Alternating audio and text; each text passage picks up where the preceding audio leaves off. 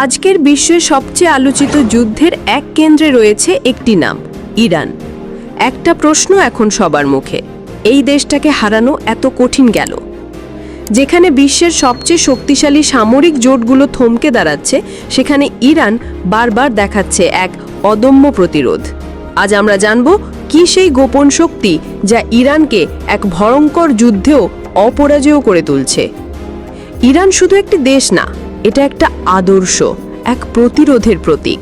তাদের বার্তা পরিষ্কার, আমরা মাথা নত করি না। এই সংঘাতের শুরু হয়েছে পারমাণবিক শক্তি, অর্থনৈতিক নিষেধাজ্ঞা আর মধ্যপ্রাচ্যে আধিপত্যের লড়াই থেকে। বিপরীত পক্ষ চায় ইরান যেন শর্ত মেনে দুর্বল হয়ে পড়ে, কিন্তু ইরান বেছে নিয়েছে ঝুঁকি, বেছে নেয়নি নির্ভরতা। অনেকে ভাবে ইরানের হাতে পশ্চিমাদের মতো আধুনিক প্রযুক্তি নেই, কিন্তু ইরান জানে কিভাবে কম খরচে বেশি ধ্বংস ঘটাতে হয়। ড্রোনের ঝাঁক একসাথে ছেড়ে শত্রুর ডিফেন্স সিস্টেম ভেঙে ফেলে। ফতাহ, কিয়াম, জুলফিকার, এই নামগুলো আজ আতঙ্কের নাম। এরা শুধু মিসাইল না, এক একটা মোবাইল যুদ্ধ ঘাঁটি। ইরান সাইবার আক্রমণ চালায়, সিগন্যাল জ্যাম করে, এমনকি স্থানীয় মিলিশিয়া দিয়ে পুরো এলাকা কাঁপিয়ে তোলে। তাদের অস্ত্র ভাণ্ডার লুকিয়ে রাখা পাহাড়ের নিচে বা মাটির গভীরে, যেখানে বোমা পড়লেও ক্ষতি হয় না। পাশাপাশি পারস্য উপসাগরের বড় একটা অংশ এখন ইরানের মিসাইল রেঞ্জে। অ্যান্টিশিপ মিসাইল এমনভাবে মোতায়েন যে পশ্চিমা নৌবাহিনীর পক্ষে সেখানে ঢোকা কার্যত অসম্ভব। ইরান এখন আর প্রথাগত যুদ্ধ করে না, তারা চালায় অসম যুদ্ধ। ছোট ছোট গেরিলা আক্রমণ, হঠাৎ বিস্ফোরণ, স্মার্ট মাইন। রাতের অন্ধকারে স্ট্রাইক, কাল এক জায়গায়, পরশু আরেক জায়গায়। তাদের সবচেয়ে বিপজ্জনক শক্তি হলো সামাজিক প্রতিরোধ। যুদ্ধ হলে শুধু সেনা না, সাধারণ মানুষও হয়ে ওঠে যোদ্ধা। এক জাতি, এক লক্ষ্য, প্রতিরোধ। তাহলে প্রশ্ন, ইরানকে হারানো এত কঠিন কেন? তিনটে বড় কারণ আছে। এক, ভৌগোলিক শক্তি।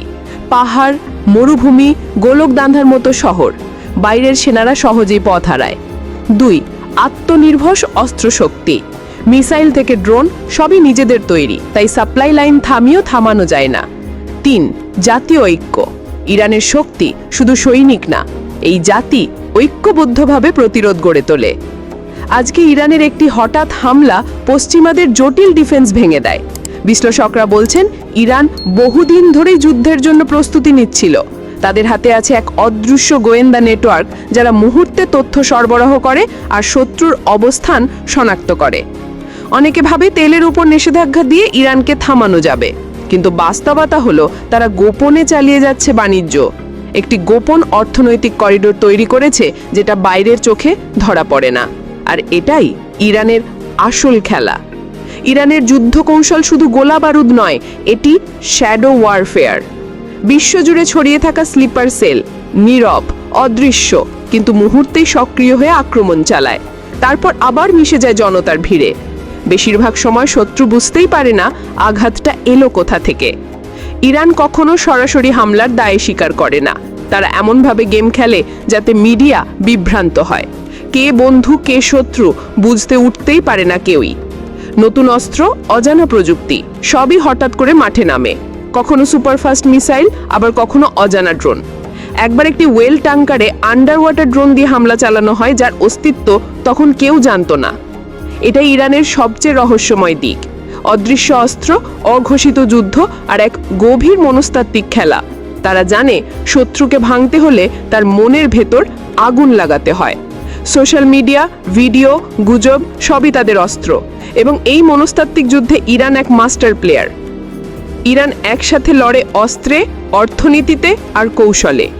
সবচেয়ে ভয়ঙ্কর হলো তাদের হিডেন রিজার্ভ, যেটা যুদ্ধের শেষ মুহূর্তে বেরিয়ে আসে আর পাল্টে দেয় পুরো হিসাব। বিশেষজ্ঞরা একে বলেন দি ইরান সারপ্রাইজ। তাহলে প্রশ্ন, ইরান কি ইতোমধ্যেই জিতে গেছে, নাকি সামনে অপেক্ষা করছে আরও বড় কোনো সংঘর্ষের? আপনার মতামত জানান নিচের কমেন্টে। ভিডিওটি ভালো লাগলে লাইক দিন, শেয়ার করুন আর সাবস্ক্রাইব করতে ভুলবেন না।